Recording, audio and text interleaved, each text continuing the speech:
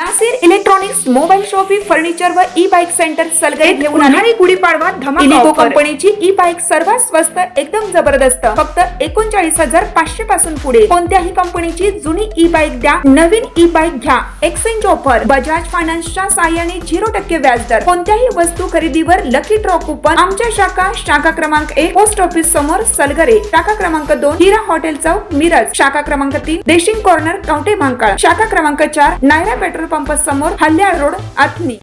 प्रत्येक बातमीतील घटनेच्या वास्तविकतेची तुलना थेट पाहत रहा चांगली अपडेट। शेअर मार्केटमध्ये पैसे गुंतवणूक करा डबल परतावा मिळवून देतो असं सांगून कुकटोळी येथील एका तरुणाने 6 जणांची फसवणूक केली आहे। फसवणूक करून तो फरार होता। ज्यांच्याकडून पैसे घेतले होते त्यांचे फोन सुद्धा तो उचलत नव्हता। या घटनेची कवठे महांकाळ पोलीस ठाण्यात फिर्याद दाखल झाली होती।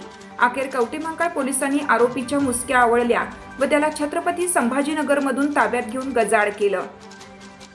याबाबतची अधिक माहिती अशी की फिर्यादी दिलीप तानाजी पाटील वय 45 वर्ष मूळ राहणार एनटी पाटील नगर कवठे महांकाळ सध्या राहणार Aparna apartment housing number 7 Vishrambag Sangli हे माजी सैनिक असून त्यांनी मिळालेल्या माहितीच्या आधारे दिनांक 27/4/2023 रोजी आरोपी रोहित राजाराम बोराडे राहणार कुकटोळी यांची आज अखेर वेळोवेळी कुकटोळी गावी तसेच कवठे महांकाळ येथे भेट घेतली।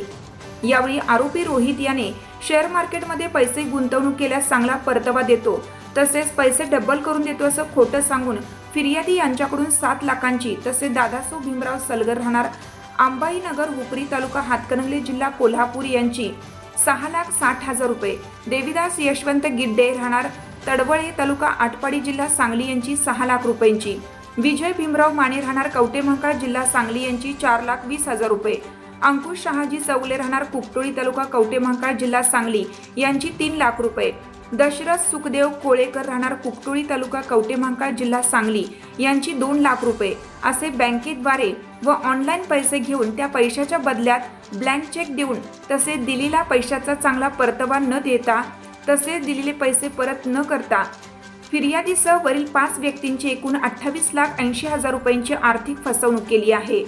म्हणून यातील फिर्यादी यांनी समक्ष हजर राहून पोलीस ठाण्यात फिर्याद दिली आहे।